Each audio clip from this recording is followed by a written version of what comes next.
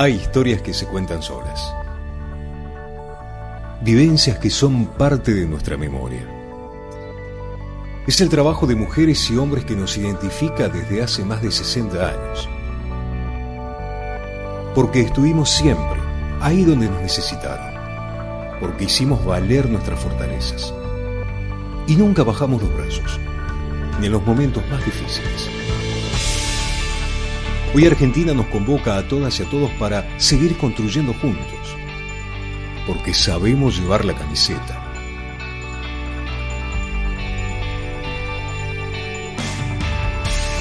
En cada laboratorio, en el territorio que conocemos, en el saber que generamos todos los días. Nuestra bandera son millones de compatriotas, de La Quiaca a Ushuaia, con quienes escribimos esta historia. Y lo seguiremos haciendo, porque contamos con lo más importante que puede tener toda buena historia: sus protagonistas. Son ustedes. Somos INTA. Es Argentina.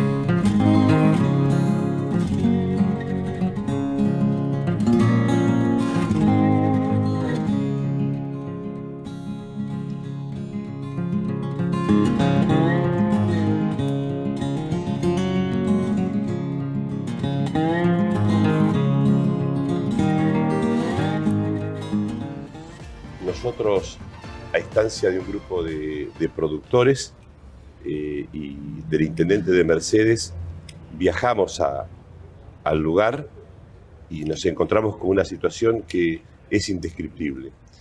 Con un agravante, lo que hace 4 semanas planificamos, semana tras semana, se fue aún complicando más.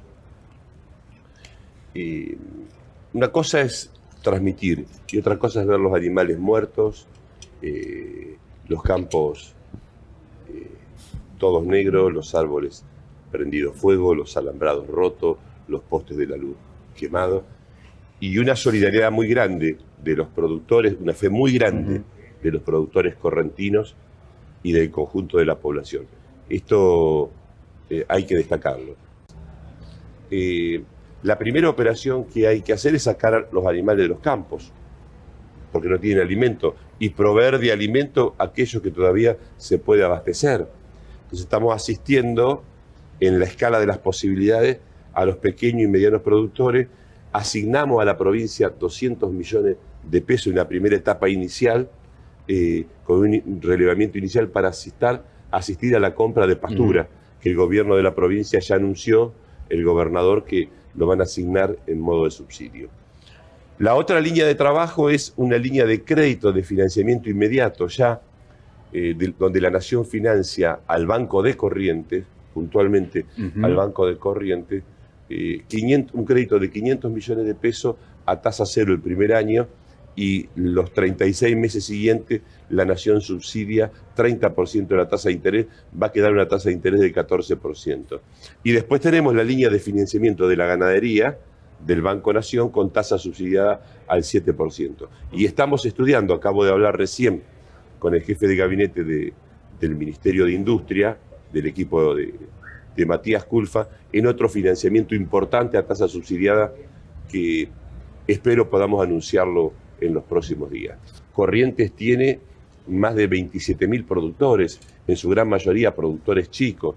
Necesitamos hacer todo el esfuerzo para que los productores sigan produciendo, porque estas crisis hay venta forzosa a precios donde obviamente funcionan las normas del mercado y a veces los precios no son los que el productor necesita. A precios de desesperación. Y bueno, el grupo de las aves es muy diverso, como ya lo vimos, y así de diversos son sus picos. Como podemos ver en esta imagen, hay muchos tipos tipos de picos, largos, finitos, más gorditos, cónicos, ganchudos.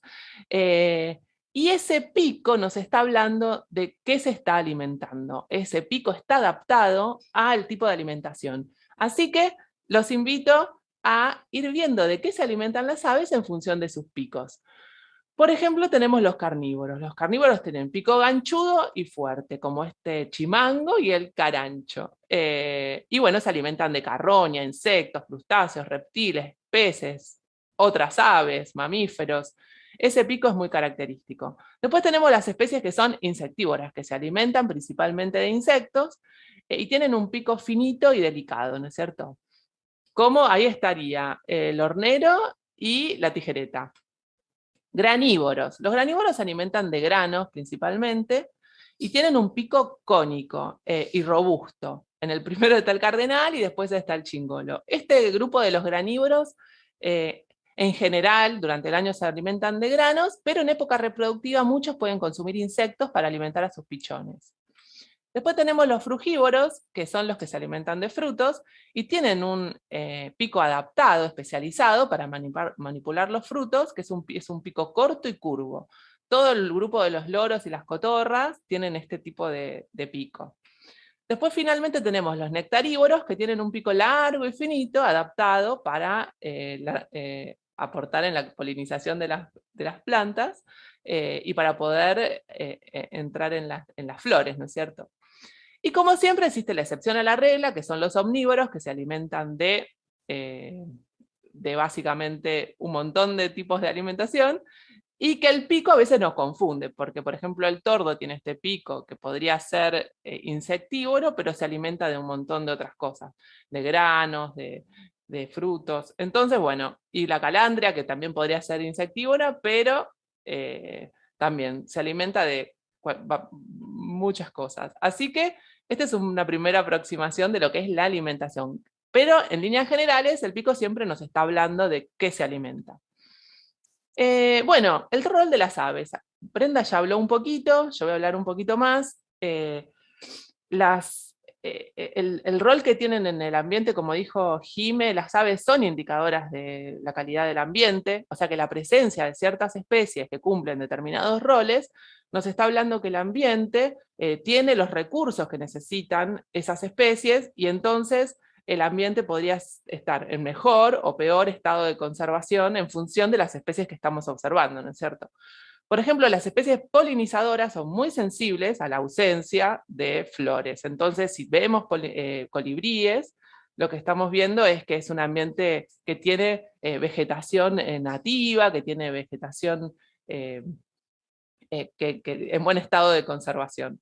Por otro lado tenemos los que son controladoras de insectos, o sea que controlan a las poblaciones de insectos, porque son insectívoras, se alimentan de insectos, y por ejemplo las golondrinas, que andan en grandes bandadas, se alimentan de un montón de insectos en conjunto, van todas juntas alimentando de insectos, o también como el aguilucho langostero, que se alimenta de tucuras, y bueno, y pueden estar controlando a estas poblaciones que si no proliferarían mucho más. Así que necesitamos a las especies insectívoras para controlar a otros grupos biológicos. Después están las saneadoras ambientales, que son todas las rapaces. Estas lo que hacen es, primero hay muchas que son cazadoras de las rapaces, pero hay otras que se alimentan de animales muertos.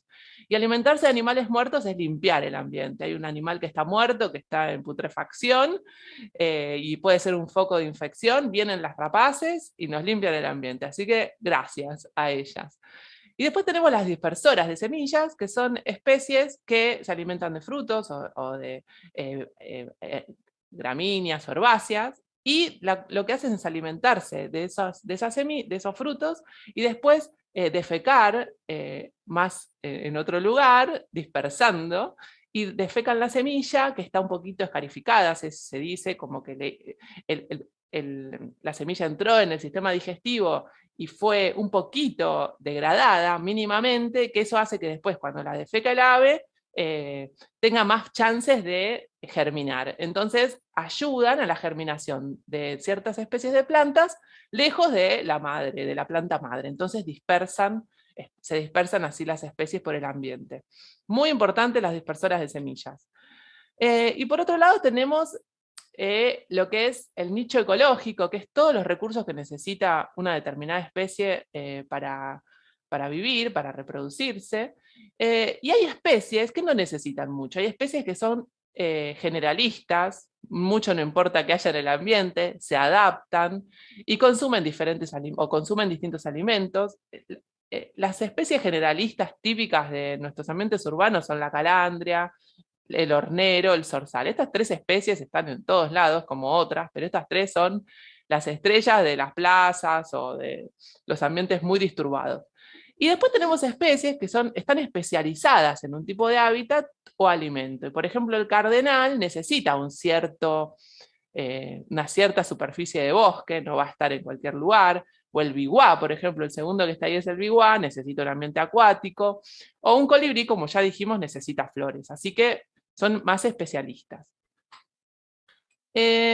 Bueno, en este sentido, la idea es ubicar a estas especies que vamos nombrando en el ambiente periurbano. En una plaza, como ya dijimos, está la calandria, el hornero, el venteveo, la paloma doméstica. Hay varios tipos de palomas. La paloma doméstica, esa es la paloma picasuro, que es una especie nativa, pero que está presente en muchas plazas acá en Buenos Aires. Cuando cambiamos en el mismo periurbano, nos vamos a un jardín, a la casa de alguien que tiene un jardín y tiene plantas nativas y cuida su jardín con especies de la zona. Podemos encontrar un chingolo arriba a la izquierda, colibríes, una ratona, es muy posible ver. Y acá en Ituzaingó podemos ver al celestino en los jardines de la zona.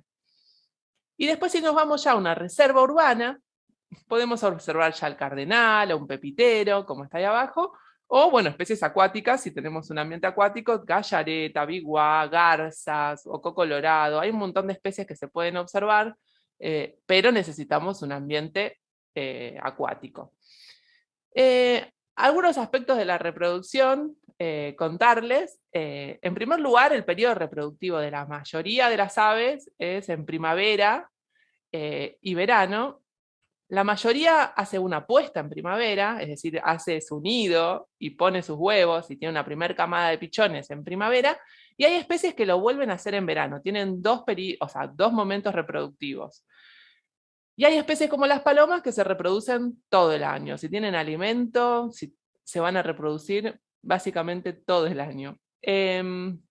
Como contó Brenda, las aves, es muy interesante la parte del cortejo, se llama, que es ese momento en donde el macho y la hembra empiezan a vincularse para formar parejas, y es muy común ver en las plazas, esta es la paloma doméstica, como el macho corteja a la hembra, hace una reverencia, infla su garganta, camina en círculos alrededor de ella, y todos estos comportamientos nos dan un indicio de que están en un momento previo a la nidificación, ¿no es cierto? Esto es prestar atención, ¿qué está haciendo? Porque por ahí yo no entiendo qué es lo que está haciendo, pero si yo lo escribo en un papel, digo, bueno, está haciendo, el macho infla su garganta, qué sé yo, las características que uno pueda observar, después puede ir después a la literatura, a Google, y identificar de qué especie estamos hablando, o cuál es el comportamiento ese, qué significa. Después tenemos lo que se llama dimorfismo sexual, que es diferencias entre el macho y la hembra que son de una misma especie. Puede cambiar el tamaño, el color, el largo de la cola, el plumaje, cambian el plumaje en periodo reproductivo. Por ejemplo, acá tenemos al tordo, que el tordo renegrido que está en Buenos Aires es un color azulado, tornasolado, en cambio la hembra es más parda, o sea, y se ven bandadas de uno de un color y otro de otro, y en realidad son la misma especie, ¿no es cierto? Tenemos a cabecita negra, que el macho tiene la cabeza negra, en cambio la hembra es toda amarilla con algunas líneas pardas, pero no tiene el capuchón negro. Y después tenemos al jilguero, que es amarillo y el macho es muy llamativo su color, en cambio la hembra es más apagada y tampoco tiene en la cabeza esa coloración más rojiza. Así que, nada, entender que también existen diferencias dentro de una misma especie. Por otro lado, la nidificación depende, quién construye el nido depende de la especie. Hay machos que construyen en el nido para atraer a la hembra, a veces se forman las parejas y después construyen el nido juntos. a veces lo hace la hembra, depende mucho de la especie. Y después tenemos un aspecto de la ecología de las aves, que es muy interesante, que es el parasitismo de cría, en donde las aves de una especie ponen sus huevos en el nido ajeno. Acá tenemos al tordo renegrido, que es una de las estrellas del parasitismo, en donde va a nido ajeno y coloca sus huevos. Entonces acá les voy a mostrar una secuencia de fotos para que vean cómo un nido es parasitado y cómo evoluciona. Este es un nido de calandria. Como pueden ver, tenemos tres huevos iguales y uno que es diferente. Ya esto es un indicio de que algo está pasando. Y a medida que van naciendo, podemos ver que los pichones tienen distinta coloración. Siguen creciendo y también tienen sus diferencias. Unos tienen la comisura de los labios más amarilla y el otro, la calandria, lo tiene más amarillito, pero no tan flúor. Y bueno, y después va evolucionando. Acá quedaron las dos calandrias y el tordo ya se fue. O sea, el tordo evoluciona en su evolución del parasitismo, lo que hace es crecer más rápido para volar porque corre un riesgo, está en un nido ajeno. Entonces, bueno, este es un comportamiento que tienen algunas especies que es muy interesante.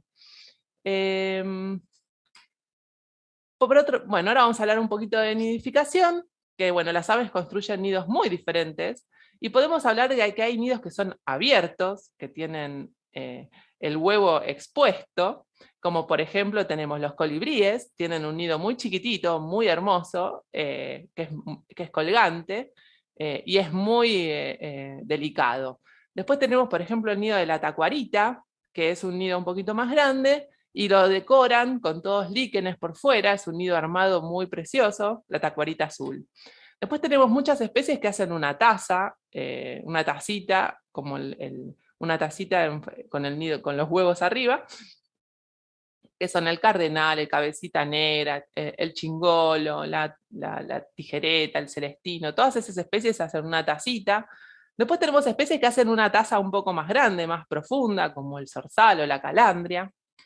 Tenemos muchas especies que hacen una plataforma, no hacen una taza, sino que hacen como una conjunción de palitos en forma de plataforma y ahí ponen el huevo, como las palomas, por ejemplo, ponen 3 palitos, y hay, no sé, por ejemplo, la torcaza pone 4 palos entrelazados, pone un huevo y desde abajo uno puede ver a trasluz el huevo desde abajo. No es muy elaborado el nido. Muchas rapaces hacen una plataforma también en los árboles. Y el nido de caranchos, que es un nido, bueno, el famoso nido de caranchos que uno puede tener en la cabeza. Así son los nidos del carancho, no tengo un dibujo, pero es un nido muy grande, con muchas ramas, y que está muy desordenado, pero arriba de todo uno puede observar los huevos. Por otro lado tenemos el grupo de los nidos cerrados, el famoso nido del hornero. Acá estaría bueno contarles un poco que a veces el hornero, muchas personas no identifican que la casita del hornero corresponde a esta especie que es el hornero, y el canto por otro lado, tenemos todo como desglosado, y de recordarles que el hornero es nuestra ave nacional, así que sería bueno poder identificarla a campo. A veces se confunde el hornero con el zorzal. Después tenemos el venteveo. El venteveo tiene un nido que se ve mucho, está en los árboles, es un nido en forma cerrada, globoso, es bastante grande, desordenado, y es muy común en las plazas. Así que si uno ve una pareja de venteveos, prestar atención, levantar la cabeza, y por ahí encuentra este nido que es muy característico. Bueno, el churrinche, ver un nido de churrinche es bastante difícil, yo todavía no he visto ninguno, pero es un nido semi cerrado, es medio abierto, medio cerrado, pero es así como un globito también. Y bueno, el de la cotorra, que todos lo conocemos. El nido de las cotorras allá arriba, que son comunitarios, hacen entre muchos un nido muy ruidoso, lo conocemos todos. Y después muchas especies lo que hacen es usar huecos que ya están hechos para poner su nido. Tenemos la ratona, el jilguero, el halconcito colorado, los carpinteros. Todas estas especies buscan un hueco, ya puede ser el hueco de un árbol, o puede ser el nido de un hornero, o puede ser quizás una construcción, un palo que tenga un agujero, cualquier hueco ponen su nido. Tenemos la lechucita de las vizcacheras que hace el nido en el suelo, hace un hueco en el suelo y en una madriguera allá adentro pone su su nido. Es muy común ver en los ambientes pampeanos dos lechucitas paradas arriba de un montículo. Y bueno, y las golondrinas también, las golondrinas hacen sus nidos como en huecos de construcciones. Algunas construyen el nido y otras se meten en algún hueco. Y hay muchos nidos diferentes, pero lo ponen en diferentes lugares. Y acá tenemos un montón de especies que construyen los nidos en los árboles, tanto abiertos como cerrados. Hay un grupo como los carpinteros que hacen en huecos de los árboles o huecos de construcciones también, como la ratona o el jilguero. Y después hay especies que nidifican en el suelo. Eso es muy característico de cada especie. El chingolo, por ejemplo, construye el nido donde quiere, en los árboles, en el suelo, no tiene muchas preferencias, pero bueno, esto habla de cuáles especies son más especialistas o más generalistas. El chingolo es bastante generalista. Bueno, a prestar más atención y descubrir a las aves en su lugar. Muchas gracias. A ver si dejo...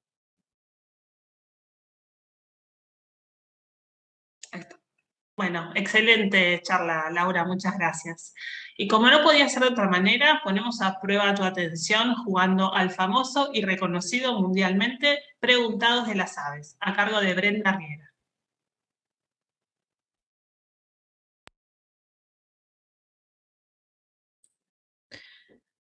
Bueno, como el preguntado ya era bastante conocido, archiconocido, decidimos hacer otro juego más interactivo.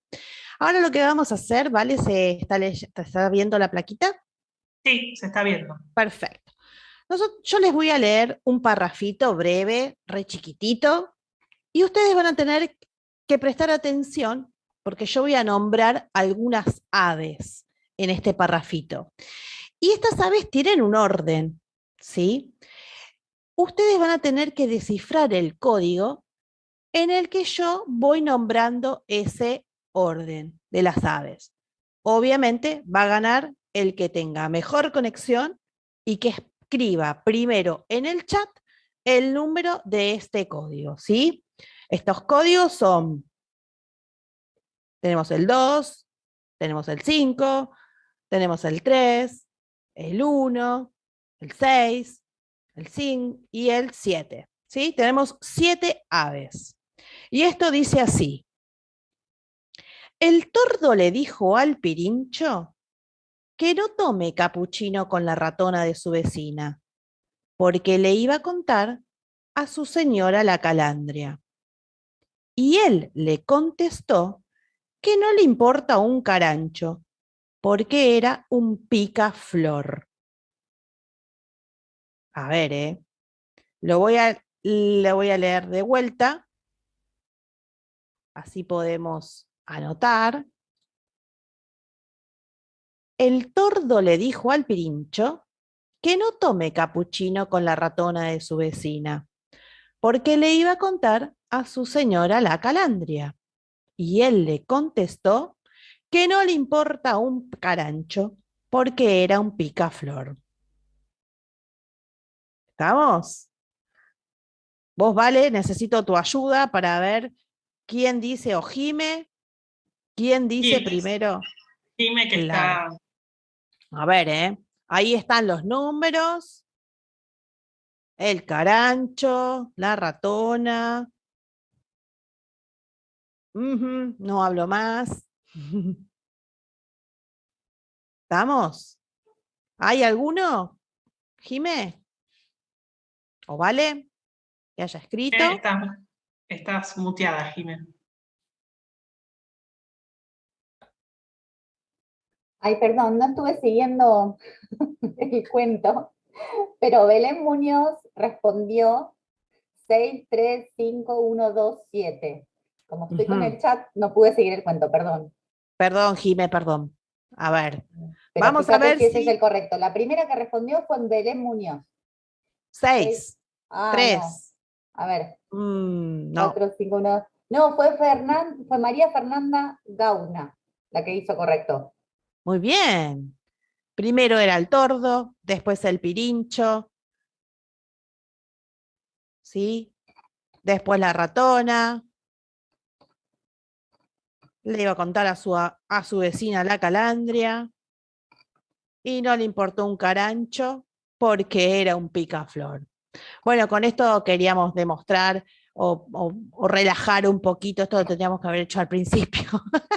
Y que bueno, que todos no somos especialistas, pero de a poquito, con todas estas informaciones, o lo que uno pueda ir buscando en las páginas o en las redes o en libros, podemos aprender un poquito más de las aves. Bueno, felicitaciones entonces a Jimé, Fernanda. Yo lo escribí en el chat a María Fernanda Gauna. Muy bien, muy bien, María Fernanda. Bueno, las fotitos son del COA Bicho Feo, estas ilustraciones las hizo Juan, la idea la hizo Corino Graffiti y mi edición. Muy bien. Muchas gracias, Brenda. Bueno, después de este breve relax, continuaremos con la disertación de Débora Guerra, que nos presentará las áreas protegidas de Ituzaingó. Débora es abogada, especialista en Derecho Ambiental, directora en Políticas Ambientales de la Municipalidad de Ituzaingó. Débora, cuando quieras.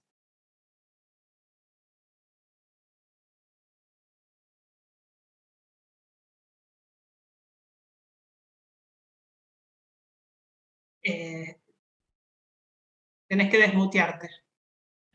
¿Ahí se puede ver? Sí. Perfecto. Bueno, muchas gracias por la invitación.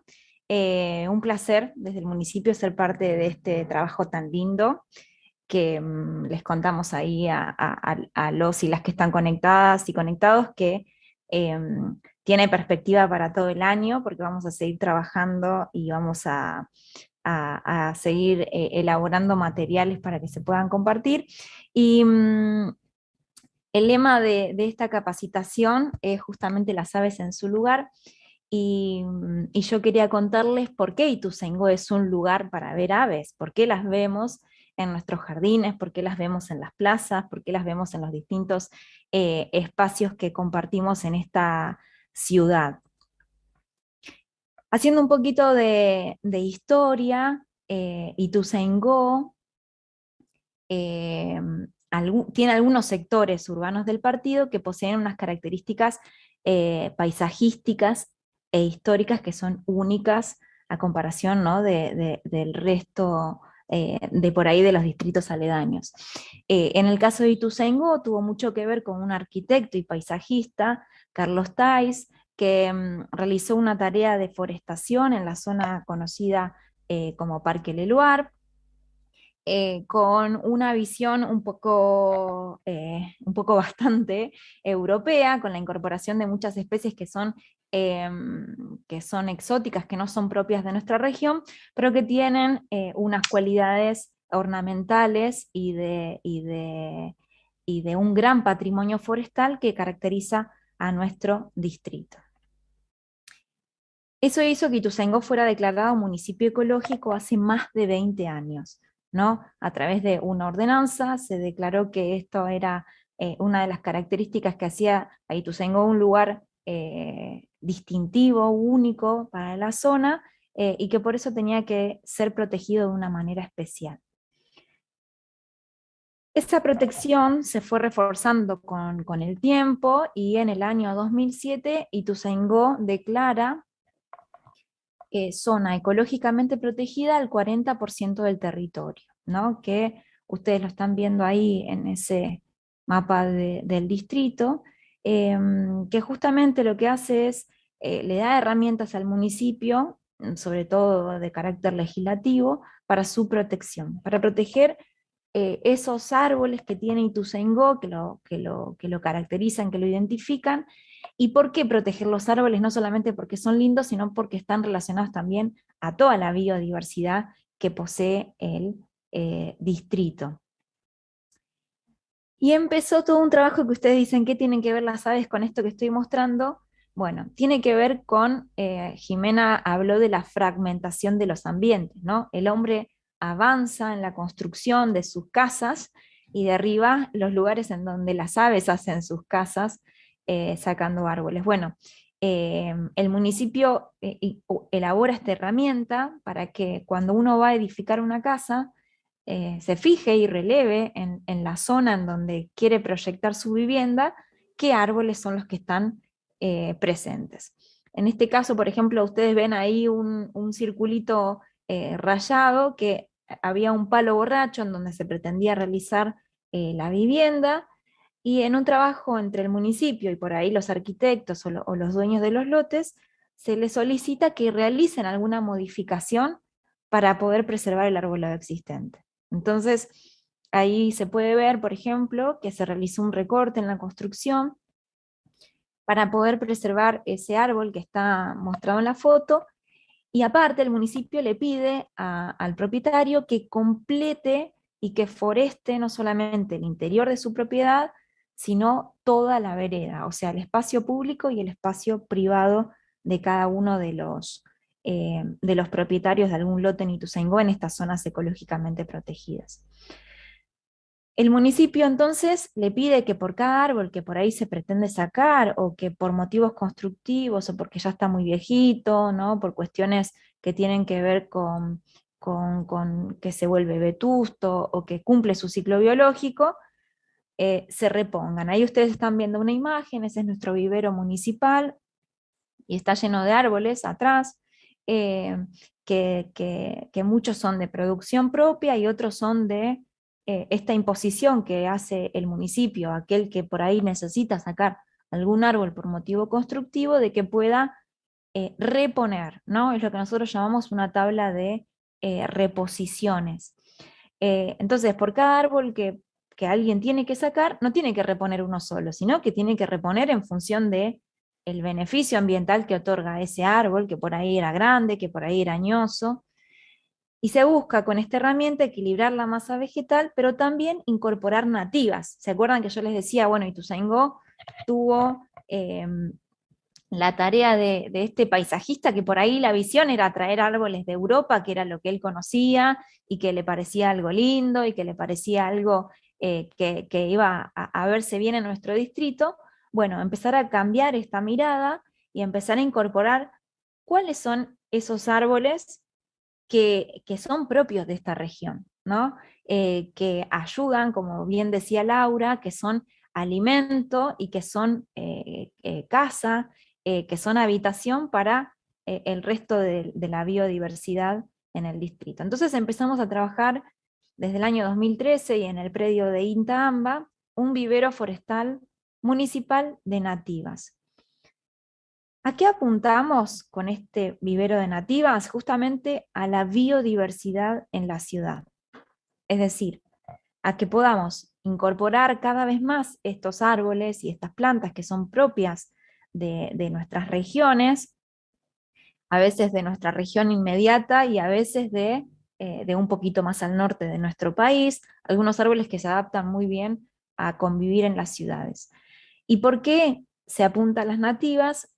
Ahí una de las preguntas del chat era, bueno, ¿qué hacemos para ver más aves? ¿O qué hacemos para cuidarlas? ¿O qué hacemos para alimentarlas? Bueno, lo fundamental es que podamos plantar e incorporar tanto árboles como plantas que sirvan de alimento para estas aves, que sirvan de refugio, que sean ese sustento en donde puedan desarrollar sus nidos y en donde puedan reproducirse en estos ámbitos en los que estamos viviendo. Entonces, es importante que incorporemos nativas porque funcionan como alimento y refugio para la fauna local, porque atraen aves. Laura recién nombraba el celestino. Bueno, el celestino solamente lo vamos a ver si está relacionado con los árboles que le dan sustento y alimento a ese ave en particular. También atraen mariposas, cumplen una función ornamental, está probado y requete contraprobado que una casa vale más si tiene incorporado árboles, si tiene esta belleza que otorga la naturaleza de por sí, y también se gasta menos en el mantenimiento de estos ejemplares, porque son los que mejor se adaptan al ambiente en el que van a ser colocados. No sé si les pasó de comprar una planta que siempre que se nos muere, ¿no? Que uno dice, ay, no sé qué ponerle, no sé si necesita más sol, si necesita menos sol, si lo saco afuera. Bueno, es justamente una planta que por ahí no está adaptada a nuestro ambiente, porque tenemos que agregarle algo extra para que pueda vivir y para que pueda prosperar. Bueno, eso no pasa con las plantas nativas, justamente son las que están adaptadas para funcionar correctamente y para prosperar en nuestros ambientes. Hace muy poquitito, en el año 2020, en plena pandemia, estuvimos trabajando en una ordenanza nueva para Ituzaingó, que justamente tiende a preservar el arbolado ya existente, a incrementarlo año a año para que Ituzaingó siga siendo este pulmón de la zona oeste y con estas características tan hermosas.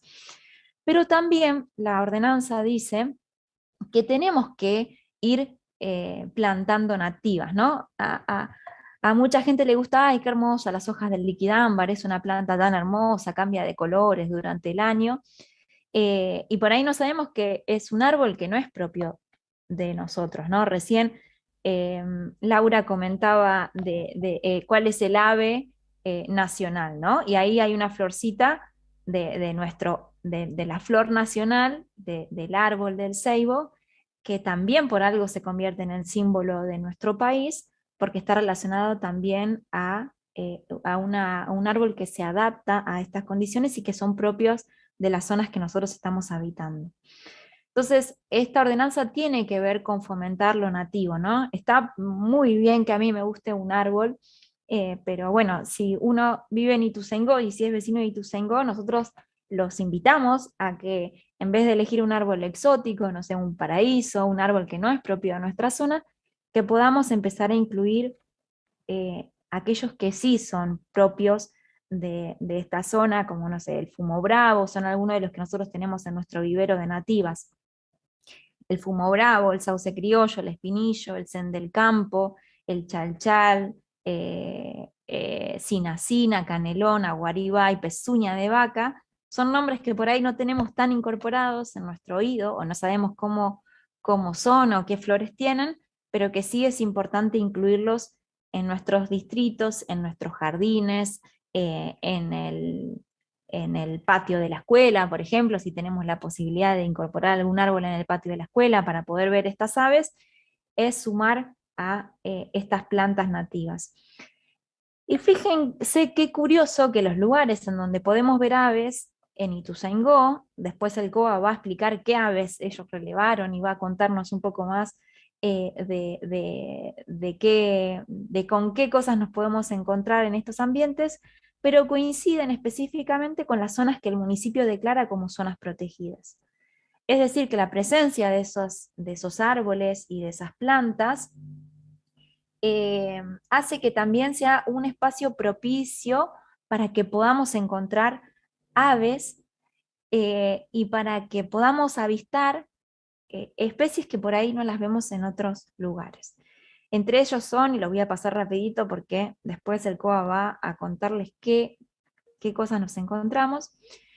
Esto tiene que ver con algo muy local, sé que nos está viendo gente de muchos lugares diversos, pero son herramientas importantes para identificar en nuestros distritos, en donde a cada uno le toca vivir, bueno, ¿por qué encuentro aves en estos lugares y qué características tienen para que ellas puedan tener alimento y lugares de reproducción? En este caso, bueno, nuestra reserva, que es la Reserva Natural Urbana Río Reconquista, que está ubicada a la ribera del río Reconquista, un río que tiene mucha presencia antrópica, ¿no? Porque es uno de los ríos que tiene más población después del Matanza Riachuelo, más población asentada sobre todo su cuenca, y nosotros, bueno, compartimos este río con 18 municipios, y es un lugar en donde se pueden ver aves que no se ven en otro lado, justamente aves de río, aves que son propias de esos lugares que contaban las chicas recién, que tienen que tener agua, sí o sí. Bueno, este es un lugar en donde podemos encontrarlas. Este es el arroyo Soto, que está ahí muy cerquita al nuevo barrio Procrear, que nació en Ituzaingó hace un tiempito, y también el arroyo es parte de la cuenca del río Reconquista. Este arroyo vuelca en el río Reconquista, y es un lugar en donde también podemos ver aves que no vemos en otros lugares, ¿no? Y qué importante es tener arroyos a cielo abierto en las ciudades, ¿no? Eh, eh, hay mucho decir y mucha gente que piensa, no, lo mejor en las ciudades es tener los arroyos entubados y que vaya el arroyo por ahí abajo y que ni nos enteremos. Bueno, nos perdemos de toda esa conexión con la naturaleza que existe solamente si el arroyo está al aire libre y si tiene contacto con toda esa flora y con esa fauna asociada. Por eso es importante que podamos preservar estos espacios que tenemos en los territorios, ¿no? Y valorar para la biodiversidad los espacios que tenemos. Este es el barrio aeronáutico, es un barrio que también está declarado zona ecológicamente protegida y se caracteriza por tener en el pulmón del barrio toda una zona que se conoce como espacio verde y que es un gran espacio en donde convive un jardín, en donde convive una escuela, en donde convive centros de jubilados, en donde conviven asociaciones, y es un gran espacio verde que no solamente tiene fines recreativos, sino que es un espacio ideal para ir a ver aves en el distrito.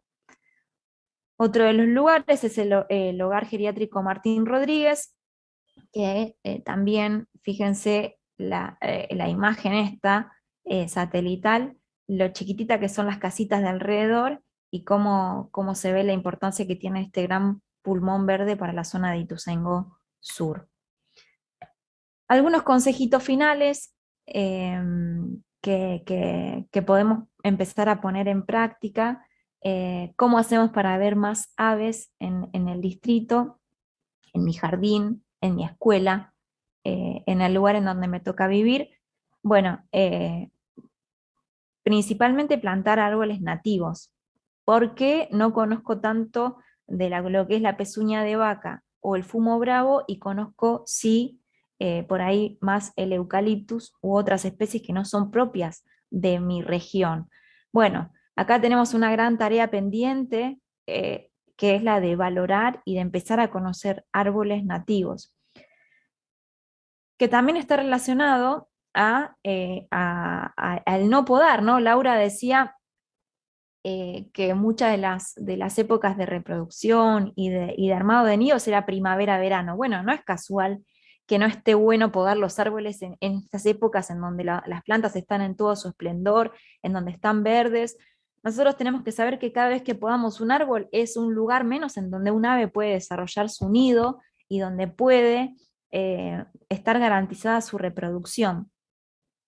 Y lo otro que podemos hacer es sumar plantas nativas. Para los que son, y para las que son de Ituzaingó, van a ver que en nuestra plaza central se empezaron a incorporar montecitos de esta planta muy vistosa que tiene esas florcitas violetas, y que si prestan atención ahora se acercan a la plaza y está llena de colibríes, de abejorros, de abejitas que contribuyen a la biodiversidad también de nuestras ciudades. Así que el sumar no solamente árboles nativos, sino plantas nativas, a veces son enredaderas, a veces son yuyitos para algunos, pero son fundamentales para el equilibrio del ecosistema. Tiene que ver con conocer cuáles son esas plantas nativas y contribuir a que la biodiversidad siga siendo una característica propia de nuestros espacios urbanos. No colaborar con esa fragmentación que también decía Jimena, ¿no? Que tengan que volar un montón para encontrarse un arbolito y volar otro tanto para encontrar otro, sino que esté lleno de elementos naturales que hagan propicio su vida y su reproducción en nuestras ciudades. Así que nosotros podemos hacer mucho y estamos convencidos de que la educación ambiental también es una herramienta poderosa de transformación social, de poder valorar eso que necesitamos valorar, y que posee un potencial multiplicador increíble, y eso se va a traducir también en toda la tarea que ustedes vayan a hacer y a replicar en sus aulas, en sus escuelas, en sus jardines, para pasar la voz y para seguir valorando esto que por ahora tenemos a nuestro alrededor y que tenemos que seguir haciendo que se mantenga de esa forma. Y para terminar, bueno, les agradezco por el espacio y comparto también nuestras redes sociales, son Ituzaingó es Ambiente en todas las plataformas, para que nos puedan seguir y para que puedan también tener información en relación a las políticas públicas que implementa el distrito en pos de la biodiversidad. Muchas gracias. No, Débora, muchas gracias. Muy interesante tu presentación. Ya llegando a la última charla, escucharemos a Rosana y a Mónica, que nos contarán sobre qué es un club de observadores de aves. Rosana Dreossi y Mónica Carullo son fundadoras hace 10 años del COA Bicho Feo y también profesoras de educación física. Generaron proyectos relacionados a la naturaleza y asistieron a la Escuela Argentina de Naturalistas de Aves Argentinas, de la cual también son socias. Dan charlas de educación ambiental para las escuelas y trabajan en colaboración con la Municipalidad de Ituzaingó. Rosana, Mónica, cuando quieran ya pueden comenzar. Buenos días, yo soy Rosana y les vamos a contar quiénes somos y qué hacemos los clubes de observadores de aves. Los clubes de observadores de aves somos grupos de socios y socias de Aves Argentinas.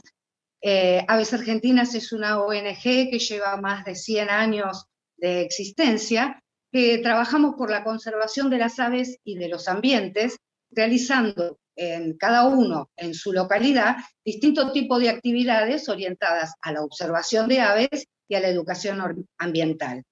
Bueno, organizamos también encuentros locales, regionales y nacionales, junto a otros clubes, para, bueno, aportar datos y sobre todo trabajamos por la protección de las aves, dándolas a conocer, y colaboramos en la conservación de sus ambientes, promoviendo la observación de las aves, la incidencia de las políticas públicas, la educación ambiental y la protección de áreas de importancia para la conservación de la biodiversidad.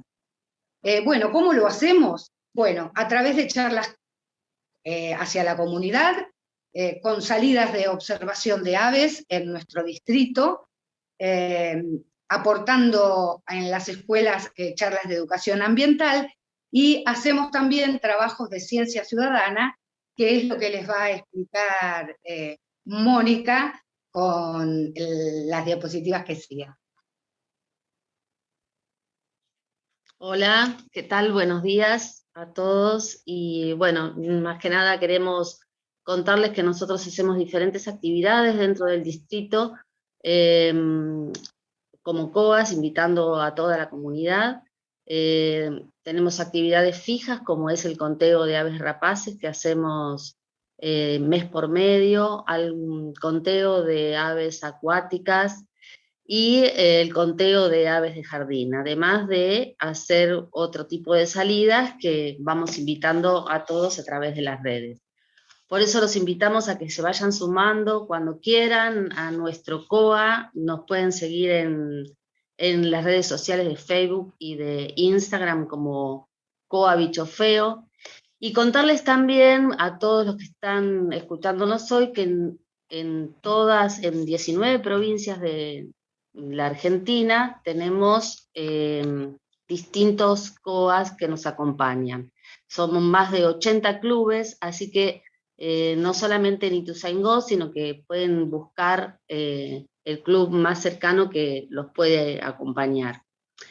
Y para todas los docentes que quieran seguir trabajando este proyecto tan lindo de observación de aves y de aves en las escuelas, decirles que se pueden acercar y preguntar en nuestros COAs, que seguramente siempre va a haber alguien dispuesto a darles una mano, y a cualquier consulta que los podemos ayudar con sus proyectos. Son proyectos muy lindos, los chicos se enganchan. Nosotros tuvimos la posibilidad de trabajar en las escuelas y la verdad que son muy lindos los resultados que dan.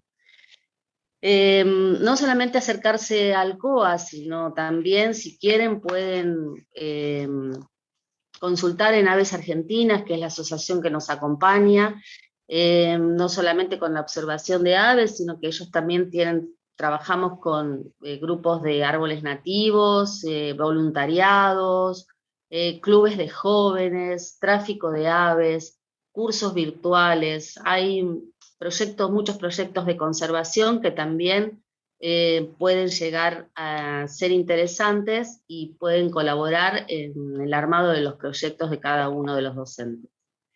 Bueno, finalmente decirles que agradecer a las chicas, a la gente del INTA que nos convocó para esta charla, y a la gente de conservación y la Dirección de Políticas Ambientales de Ituzaingó, que siempre apoya todos nuestros proyectos.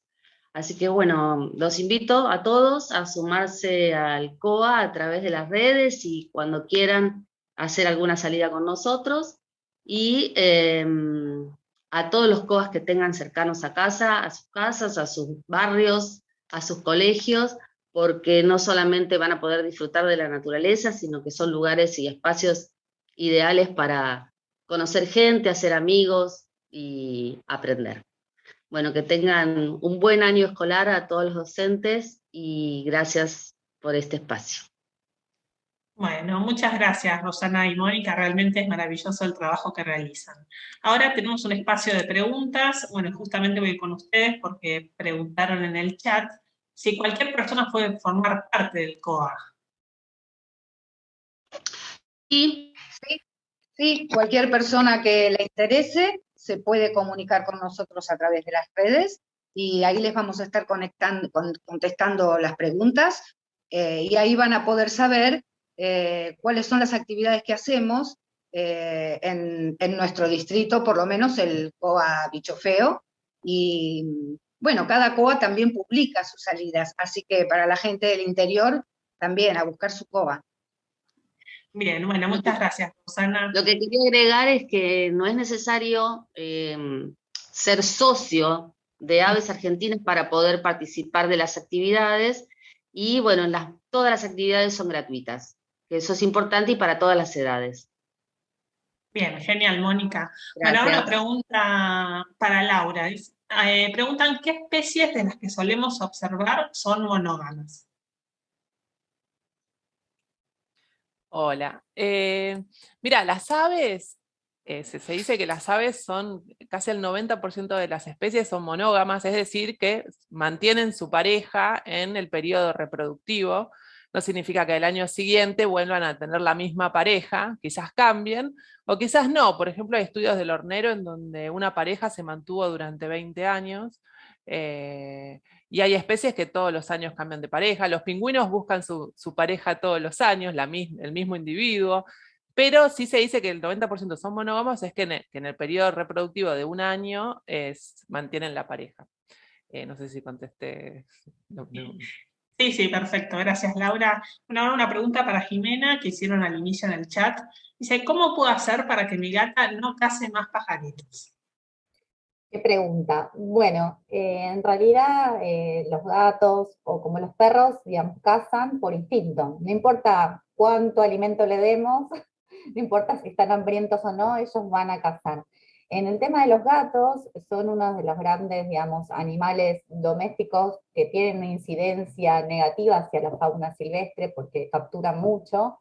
Lo importante es no dejarlos tanto tiempo fuera de casa. No importa si están castrados, no están castrados, digamos, cuanto más tiempo estén fuera de la casa, más probabilidades que capturen.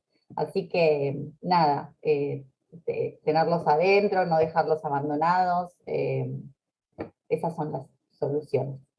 Bien, gracias Jimena. Y por último, para Brenda, ¿qué sugieren poner en una escuela de nivel inicial y primario para promover el acercamiento de las aves para poder observarlas aún más? Si bien algo de esto habló Débora, Brenda, vos podés complementar esta información, ¿verdad? Sí, claro. Bueno, Débora explicó muy bien, ¿no es cierto?, que era importantísimo poner plantas nativas en estos lugares para atraer a las aves. Y también es muy divertido alimentarlas, obviamente, ya sea en las ciudades o en una casa o en un departamento, con solo poner comederos, esos comederos con semillas, esas semillas que le dan alimento a las aves, que son semillas, por ejemplo, las de girasol, que se pueden poner y que son fáciles de no sé si se dice así, si masticar Laura, ella es la especialista de las aves, pero que son fáciles de digerir. Las plantas nativas, obviamente, que le van a dar refugio y alimentación a estas aves para poder atraerlas, perdón. Y lo que no está muy recomendado es los comederos para los colibríes. Así que a tener en cuenta que es mucho mejor poner una planta nativa que ponerle un comedero a un colibrí que podemos provocar daños. Bueno, gracias Brenda. Y ahora sí, llegamos al final. Recuerden inscribirse en los talleres, que se compartió por el chat de YouTube, y nos despedimos dándole las gracias a todos ustedes por acompañarnos en este encuentro virtual de capacitación, y agradecer el trabajo en conjunto, la colaboración con el municipio de Ituzaingó, el COA Bicho Feo y el Instituto de Recursos Biológicos, y a generar muchos proyectos de aves en escuelas y jardines. Nos estamos viendo. Saludos. Yo estoy convencido desde la política que no puede haber un proyecto de país sin el campo. Y yo creo que nuestra dirigencia política desconoce al campo argentino, de todos los partidos políticos. Tenemos una dirigencia política donde la centralidad de su pensamiento y de esa agenda está puesta en la agenda de la gran metrópolis, y quienes somos del interior tenemos otros valores, otra forma de vivir y otra forma de entender. Y nuestros pueblos viven por lo que genera nuestro campo. Es decir, en los últimos 20 años, el campo argentino ha generado una generación que tiene visión de mundo, que tiene visión de negocio, que ha incorporado las mejores tecnologías globales, que nuestros campos han hecho una verdadera transformación, tanto en materia de la producción agropecuaria como en su industrialización, como también en la agenda y la visión del futuro. La confianza no la tienen que tener en las autoridades, la confianza la tienen que tener en sí mismos. Sí, pero no van a producir si no saben qué respuesta le van a dar, porque por ahí le cierran las exportaciones, por ahí le dicen no podés hacer tal cosa, claro. Por ahí le dicen, y entonces el productor se queda al lado. Dos cosas, yo las exportaciones no las voy a cerrar. Que quede claro eso. No, bueno, pero están restringidas. Perdón. Yo las exportaciones no las voy a cerrar de ninguna manera. Lo que no voy a comprometer es la fábrica de producir ganado en la Argentina. Como se hizo irresponsablemente permitir exportar, y después nos dábamos cuenta que perdimos 1 millón de cabezas de vientres y 1,5 millones en el stock ganadero. Es decir, yo quiero tener un stock ganadero potente, yo quiero exportar 1 millón de toneladas. Me encantaría ser el ministro que exporte 1 millón de toneladas de carne. ¿Qué hicimos para eso? 100.000 millones de pesos en el Banco de la Nación, en una línea de crédito a tasa subsidiada. Es decir, con todos los instrumentos que están a nuestro alcance, estamos avanzando. El problema que yo veo, esta es mi opinión, yo no pensaba estar en este ministerio y toda mi vida política yo la había cerrado definitivamente. No vine a hacer política, no soy candidato a nada, vengo a romperme el alma y a hacer las cosas en la mejor medida que Dios me ilumine para hacerla. Yo creo que no se puede construir ni una política agropecuaria, ni ganadera, ni industrial sin la articulación público-privada. Creo fervientemente, ese es el modelo argentino para el desarrollo.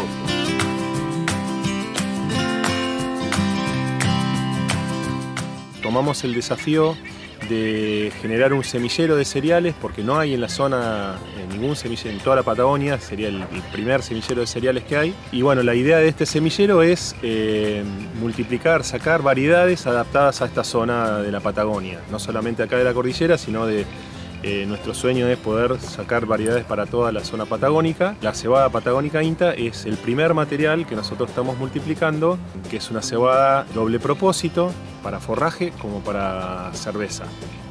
Bueno, a mí me interesa como un nuevo cereal que pueda llegar a ser interesante en cuanto a rindes y producción en materia de energía para justamente alimentar a mis animales. Entonces es un desafío también lograr que esta variedad se instale y pueda ser una nueva reemplazante de otras ya conocidas y ya utilizadas en el tiempo. el uso de la cebada INTA patagónica, pensando en nosotros como productores de lúpulo, tiene más que nada un valor vinculado a un mercado de nicho, y no es que nuestras ventas o nuestras producciones estén influenciadas por esta creación, pero sí que somos muy amigos de que existan proyectos locales que vayan directamente del campo hasta la pinta, con vecinos que se dedican a lo mismo que nosotros, es decir, están tratando de producir algo de altísima calidad para llegar hasta el final de todo, es decir, hasta la pinta o hasta la botella o hasta la lata, y nosotros nos sentimos parte de ese mismo barco. Con la cebada INTA patagónica tuvimos muy buena experiencia. Es una cebada que, aparte de estar dando muy buenos rendimientos en el campo, tiene muy buenas características de malteo. Nosotros lo que siempre hablamos cuando ingresa una cebada para malteo es que necesitamos que esa cebada sea de una calidad determinada, porque si no, no se maltea bien y el producto final tampoco es bueno.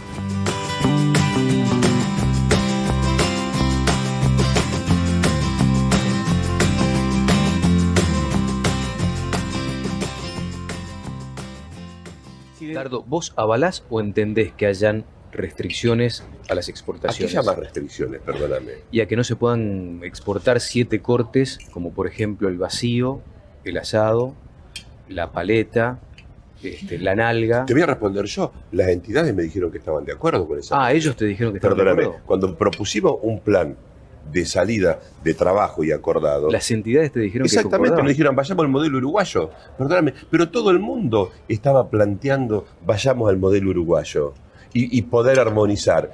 Yo debo decirte, yo encontré mucha disposición. ¿Los frigoríficos no te y mucha generosidad. Esto, ¿Cómo? ¿Los frigoríficos no te cuestionaron esto? Los frigoríficos ahorita como chancho degollado, pero el bien común, ¿qué responsabilidad tiene el Estado? No, pero me llama más la atención lo de las entidades del campo. Pero por supuesto lo hablamos, ellos nos propusieron vayamos al modelo uruguayo. Construyamos un escenario de modelo uruguayo donde no se cierren las exportaciones, donde mantengamos el nivel de exportación y donde busquemos un plan de financiamiento. ¿Lo entendés o lo avalás vos? A ver, porque vos formaste parte de la mesa de enlace. A ver, formé parte de la mesa de enlace y estoy en la mesa de carnes. ¿Por qué las entidades aprueban los 7 cortes? Y porque no son cortes problemáticos para la exportación, porque de hecho el gran volumen de esos cortes se consumen, ¿sí? Yo con los 7 cortes tengo algunas otros condicionamientos, por ejemplo. A mí me parece que todos los acuerdos se hacen con los frigoríficos exportadores a través del supermercado y la gente que necesita la ayuda no va al supermercado, ¿sí? Creo que tenemos que avanzar en otras cosas, pero me parece que esto, decir, bueno, estamos en un piso y vamos a avanzar en la medida que podamos, ir abriendo, hay un compromiso muy fuerte de ver cuánto da el stock en la primera vacunación del año, que se va a saber en abril-mayo, para barajar y dar de vuelta y ver cómo salimos.